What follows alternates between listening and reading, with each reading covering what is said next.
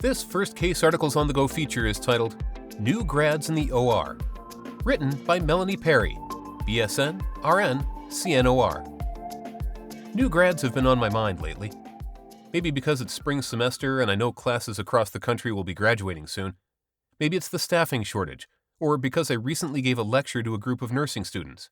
Or maybe it's a weird mixture of all of these things, but regardless, I've been thinking a lot about new grads in the OR. As I've thought about this and discussed the necessity of perioperative electives in nursing schools with a couple of friends of mine, I unexpectedly witnessed the perfect example of how we should be treating our new grads. In a hair salon, of all places. I realize it may seem crazy to draw parallels between the operating room and the hair salon, but except for those people who shave their heads and never see a hairdresser, all of us know the fear of getting a bad cut or color. I've had several bad haircuts in my lifetime, and it's always been a miserable experience.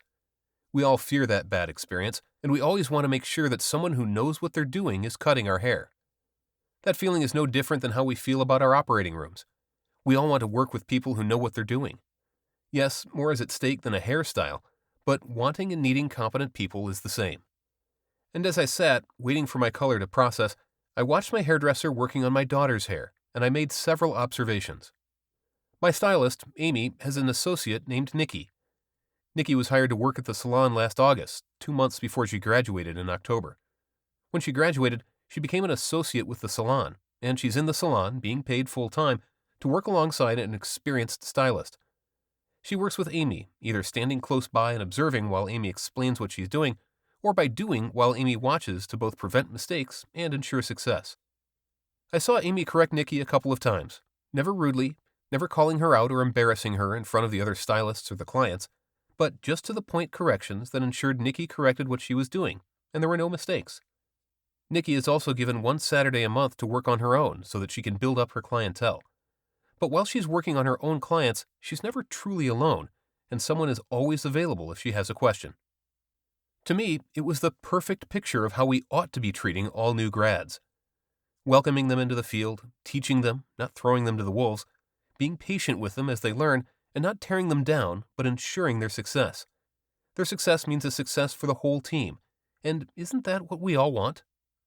We see these types of relationships in most trade jobs, and we even see it with residents and fellowships, although some of the patience is often lacking that new residents really need.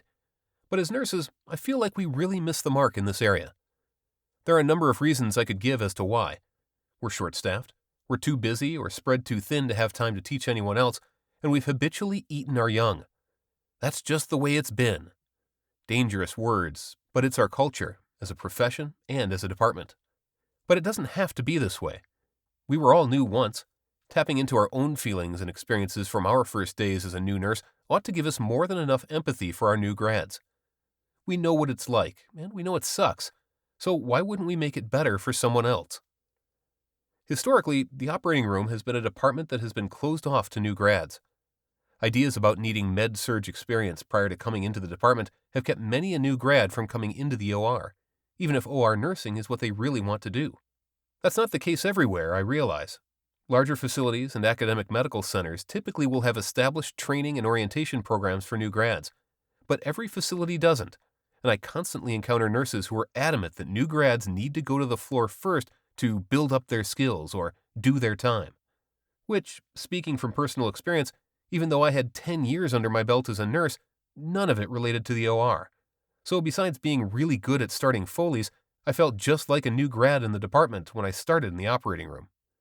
Another problem that we have in the operating room is that most nursing schools no longer offer a perioperative option for students who are interested in the OR.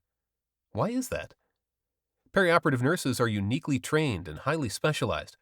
Everyone can't do what we do, but for the ones who want to, why aren't we allowing them that exposure in nursing school?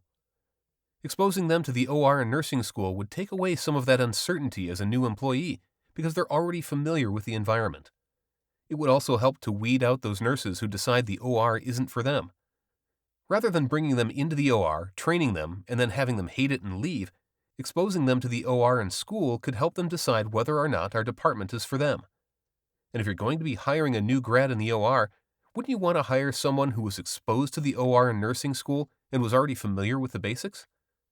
Hiring someone who has already shown their commitment and desire for working in the OR by taking a perioperative elective in nursing school seems like a no-brainer to me. So just like Nikki, who got to start in the salon before she graduated, getting a taste of this career that she believed she wanted, we should be offering perioperative electives to our nursing students so that the ones who want to come to the OR are given the exposure that they need to either confirm that decision or decide on something else. As someone who has trained many new nurses, I saw all of the same qualities in Nikki that I would want to see in a new grad.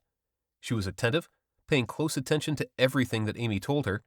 She jumped at the chance to work and was never told to go do something. She was already doing it. I never saw her on her cell phone, and I never saw her sitting. If she wasn't helping with color or with a blow dry, she was cleaning up or getting the next client or standing close to Amy watching what she was doing. She asked questions and made sure that she understood what she was told so that she would do things right. New grads are eager to learn. When we're willing to bring them into the environment or department that they want to work in, and then we take the time to invest in them, we create that career OR nurse who is confident, secure in their abilities, and able to pass that on to the next generation of new grads. I'm confident that Nikki will make a great stylist when she's finally completely on her own. Her own work ethic will be the biggest reason why, but the investment from Amy and from the company ensuring her success will be the other. We can do the same with new grads if we're willing to put in the work. There's no shortcut to success. New grads have to put in the hard work on their end too. But as a department, we should be pouring the compassion, patience, and education into them that they need to ensure their success. As always, thanks for listening to this episode of First Case Articles on the Go.